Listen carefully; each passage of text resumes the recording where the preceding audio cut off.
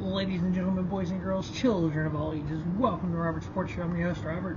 Alright, college football championship games. We have the FBS on Monday, TCU versus Georgia. And then on Sunday, we have the FCS, North Dakota State versus South Dakota State. Alright, on the FBS game on Monday, the number 3 ranked TCU Horned Frogs, 13-1, representing the Big 12, going up against the SEC number 1 ranked Georgia Bulldogs, who are undefeated at 14-0. On the year, the Horned Frogs scored 41 points a game average on offense, giving up 26.4. With the Bulldogs, their defense giving up an average 14.7, and the offense is scoring 39.3. Now, one stat that I looked at was the opponent's winning percentage. So basically, their entire schedule, what win-loss record it is that their opponents have. TCU, 53.8%. Georgia, 60.8%. So Georgia's opponents, they beat everyone on at a 60% winning percentage. That's incredible.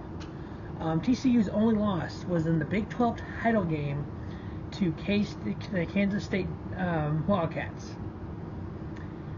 That doesn't sit well with me. The fact that you can lose your conference championship game and then still play for a national championship game? I mean, okay, I know the rules are the rules. You can't, that's what the rules are. They allow you to do that. But I know with the 12-team playoff, a lot of people think it's going to fix stuff like this. I don't think it's going to make it worse. But we'll get into that at the end of the video. All right, Max Duggan, 32 touchdowns on 6 interceptions for TCU. Stetson Bennett, 23 touchdowns on 7 interceptions. Both quarterbacks, they're for 3,500 yards. TCU is pretty, that's what I'm looking for here. One running back with 1,390 yards, Kendra Miller.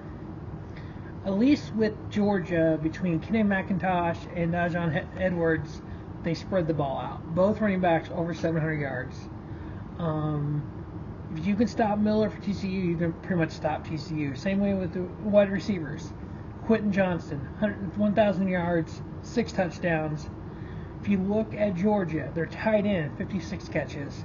Brock Bowers. Wide receiver, Ladd McConnelly, 53 catches, 5 touchdowns. Running back, Kenny McIntosh, double threat there, 500 yards rushing. 700 yards rushing, 500 yards receiving. Total yards, Georgia, 6,928, 6,637 for TCU. Completion percentage, 68% for Georgia, 64 for TCU. Sacks.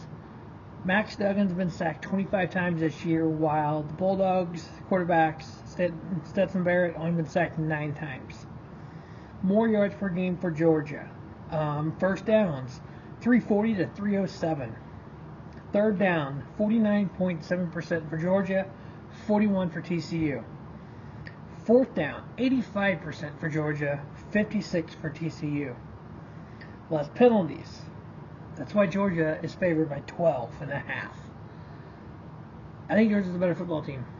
I am picking the Bulldogs to win. I actually have them. We're going to take TCU to cover, and then we're going to go under on the 62.5. I think there will be some defense played here. But yeah, if you look at Michigan, their only loss was in the playoffs, was to Georgia last week. Ohio State had 2 losses on the year. TCU's loss was in the championship. It was in the conference championship game, but they're still here in the finals.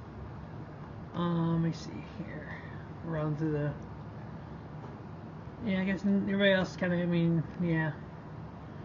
Everybody else had multiple losses, but yeah, I don't know.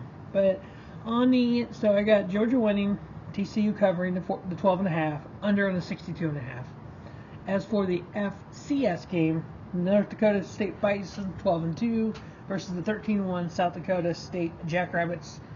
On October 15th, South Dakota State beat North Dakota State 23-21. I think we're going to have lots of the same as that. So I got the South Dakota State Jackrabbits winning. I got North Dakota covering the 5.5. I think it'll be a field goal game.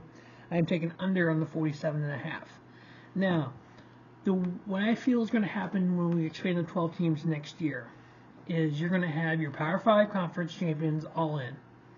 Then you're going to have, more than likely, your runner-ups. All 10 teams that played in the Power 5 conference championships will be in the 12 playoff teams, plus 2 other teams. Now, I have a way to eliminate that. You see a link right above for a video that I've done. You can go to Robert Sports Show on YouTube and search it as well. A realignment. I'm going to give the short version here. So you have 8 conferences, 16 teams. So 8 conferences, 16 divisions, 8 conferences, 16 divisions. Your first round of your playoffs is your 8 championship games. But your division winners play one another. And then you have division, we're going to say conference 1 through 8. We're just going to number them for right now. Make it short.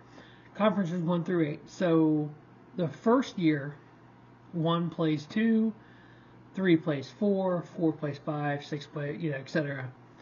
And then you rotate that. So year 1, 1 plays 2.